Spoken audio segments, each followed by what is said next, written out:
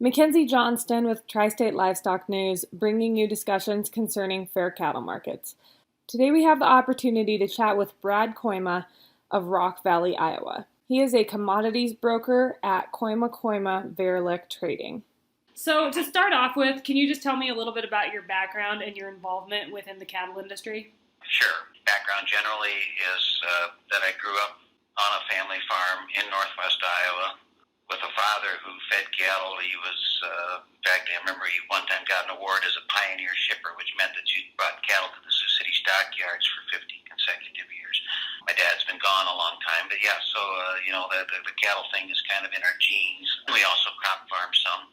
My dad thought I was old enough to feed my first set of cattle in 1974 when I was 16 years old. I went to a small college here in town, Dordt College, with an ag business major, thought I'd farm, but 1980, that didn't look real great, and got offered, interned at a commodity office, because I thought that'd be a good way to learn it, because I was already trading a little, which probably isn't a great idea for most college kids, but I had some cattle, had some hogs, and was hedging, and then I kind of started to think that speculating was kind of fun too, so again, I don't know that I would recommend that for most, but this guy offered me a job, which I eventually decided to take. 2 years, that's 1980, so 2 years later I bought him out, and yada yada. Been a broker since 40 years ago, and feeding cattle for even a little bit longer than that. I became engaged one day by accident, where one of the gals from Iowa Cattlemen, Justine Stevenson, she's no longer with them, stopped here, and she says, I'd like to just sit down and listen to your thoughts on the cattle thing. And I got kind of fired up, and we sat there for probably over an hour.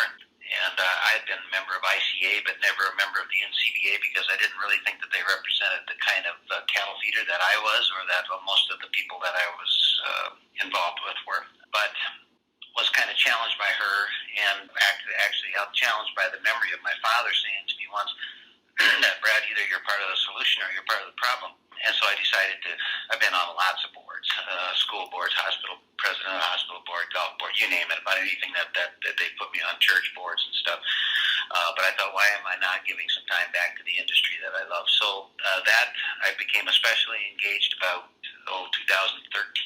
14, this working group, CME working group was formed in 2015 when the whole collapse, the end of the pit trading and the markets. I don't know, were you doing this in 2015? Or you look awfully young. You probably were in grade school, didn't you? No, I was around. All right. And so on the CME working group and then on the livestock marketing group. Well, for a while there we had representatives from the packers. We finally have trimmed that down to where we don't have so much of that anymore, but it's a kind of a high-powered group. There's members from Cactus and Five Rivers and kind of some of the influential stakeholders. I'm on the feedlot council for Iowa Cattlemen, which puts me in the marketing committee also for NCBA. And I guess I've been long enough in the tooth now that most of us in that working group know each other pretty well. And I certainly have a reputation of being the guy that defends the independent, non-corporate North. And they would be let down if I didn't, usually add my gripes to what's wrong with farm data pricing and all the rest. So, what do you feel is standing in the way of fair cattle markets today? Two things, really, I think. Maybe it's more than two, but there's two major things that stick out to me. And that would be the unlevel playing field between the formula traders and the negotiated cash traders. Obviously, the formula guys are getting a lot more money, and the cash traders are doing all the hard work. It's not that the cash traders up here in the north have inferior quality cattle. It's quite the opposite. It seems to me that largely the formula trader is being rewarded for quantity, and it has nothing to do with quality. The second thing that is, I would say, maybe of equal importance is the lack of a competitive buying structure. 4 packers is not enough. An oligopoly like that is it's just not competitive enough where you can never really get any leverage on the part of the producer side. So more competitive packers would also be something that we need. That would be a great thing to solve. What solutions need to be implemented in order to overcome these problems? Well, increasing the packing capacity or the number of packers that's a steep hill. That's a reach. That's millions and millions and millions of dollars worth. Would that be a good goal? Would there be something maybe from the standpoint of structuring a program that would give some tax advantages to someone doing something like that? Maybe there's some ideas that way, but I think the easier tug would be to do something to make it more competitive by implementing one of the things that of course, we're way behind. The Iowa cattlemen are behind, and fact, at the 2015 convention, I stood up and suggested that Iowa tried to come up with a policy for the NCBA that mandated 50% way back then, believe it or not, and I was laughed out of the room. So I am very, very supportive of the 5014 legislation that Senator Grassley has proposed. I think that would make a packer have to compete in the marketplace without all those committed cattle, the turn-in cattle, relationship cattle, call them whatever you want to, but really what it is it allows the packer to gain all that leverage and not ever have to reach out, and have to competitively bid for cattle like you would have otherwise. So what kind of hurdles are we looking at getting this bill passed? As I look at it, I'm a small government conservative guy myself.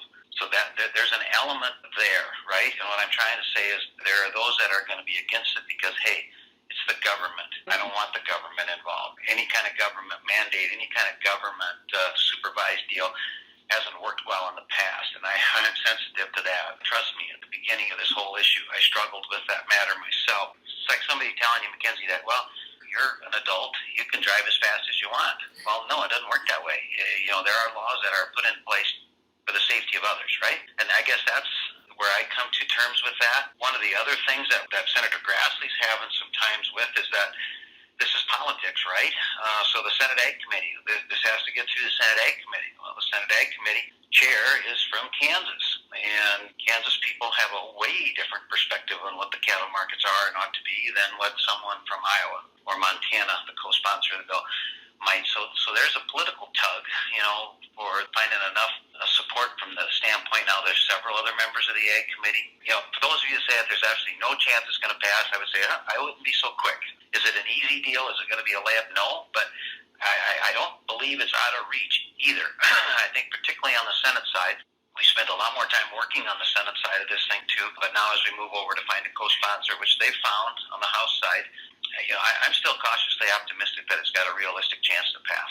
Do you feel that we can have results come out of the DOJ investigation that will significantly help the cattle industry? We have been extremely unhappy with the pace of play. The lack of, and we, being the NCBA, the Secretary of Agriculture, Purdue, Senator Grassley, and many, many others, that we still have not seen any conclusive results of the inquiry that started after the Holcomb fire. Let's hope that they have some progress. Mm-hmm. Now, is ongoing, so now what they've done is they've tacked on post-COVID response to the same investigation, which for some they tried to make that sound like that was a good thing. To me, I was like going, really? I mean, as slow as that last one was, I don't know that makes me feel any better. However, I know that there is some active stuff being done. And I guess my sense is, it would seem to some anyway, that the DOJ appears to be, asking those hard questions that need to be asked. And I would actually say that I think, too, that there's a realistic chance that there may actually be some action out of this. However, don't expect anything quick. The poultry one that finally was ended began in 2016, and, just in the last, few weeks is when we finally heard the results of that. So that's a 4-year deal. So unfortunately, it'll probably take a while, but I guess I'd like to think that maybe they would actually be able to affect some change. About a month ago, President Trump made the statement that he wanted to terminate trade deals where we import cattle into America. What are your thoughts on beef and cattle imports? Well, it's a complicated issue, and absolutely I am proud of U.S. beef. It's the best beef in the universe, right? Right. And we should be able to proudly state that. My wife from time to time will have a vodka tonic, and every time I peel that label off of a lime, which she likes to have lime, Yes. I think, really? We can figure out a way to legally label a lime, but we can't figure out how to do this with a steak. I just can't imagine that our industry can't get together and find a way legally through this deal. There has to be a way around this. This can't be that hard. If we can figure out how to do it with limes, let's figure out how to do it with beef. Do you feel that if the price of beef stays where it's at in the grocery stores, that we have a chance of pricing ourselves out of a product? If you're talking about leaving at the highs that we got to post-COVID, I would say absolutely. That's a very real risk. I mean, I'm sitting up here in a small town in northwest Iowa, and I'm hearing stories today of people that go out for the weekend to have a steak at these small little community bar and grill type things. And there's a few of them even out here that aren't even putting steak on the menu because of the unreliable price. They don't know how to price this stuff. You can't compete with chicken and pork with $8 hamburger, for instance, either. You've got someone that's on a fixed income, and that seems to be, for a lot of people, the price point. What should I have, ground meat, hamburger, or do I do a chicken or a pork type item? And we had better not stay at this disproportionate value very long, or we'll not only make inroads on the retail level, but we'll also start to back way off on the hotel restaurant industry. We're hearing all kinds of things when it comes to folks talking about this backlog of cattle, all kinds of numbers. Do you have any thoughts on that backlog, about where we're at? That 1 to 1.2 million number gets tossed around by a lot of analysts. That's kind of the math of the 425, the 460, the 500, the 1,000 week slaughters that we had when we really were suffering from the worst of the impacts. A couple of things I would balance some of that with is I believe that the industry was very, very, very current, thankfully, when we began our COVID nightmare. I also believe that we had misjudged the amount of northern yearlings that were on feed. And we really got cheated out of what was going to be, I believe, a really good, maybe 135, 140 kind of a market in March and April. Because across the north, even through that big kill reductions, we really stayed pretty current. And it was because of the lack of yearling type cattle, and we were between crops, so we didn't have our calf crop fat yet. So, if I had rather than using some number north of 1 million, I would say the combination of a smaller yearling number and the fact that we were pulled ahead, very, very current, I would like to work with a number that's somewhere between 700 and 800,000. Now, you take that, and then you also balance that with the curtail and the placements that started in February. So February, March, and April, those 3 months, we saw the actual placements of cattle, year-on-year difference was 810,000. So we placed 810,000 cattle less in that 3-month slot. Now, yes, the cattle are there somewhere, but one would argue that they probably got pushed back a ways, right? Mm-hmm. So now you've got the challenge of where do we come up with all the cattle that we carried forward, whether that's 700 or 800 or whether it's even a million, but where does that come up with this, all of a sudden, this big valley of supply that should have been coming against the placement numbers. So as an analyst, that's the job I'm working with right now. It's not tomorrow, unfortunately, Mackenzie. We've got a long summer, I think, to slog through this backlog of cattle. What do you see happening to the American cattle producer if our industry isn't able to make some substantial changes in order to achieve fair cattle markets? What will happen if we don't do something to fix this mess?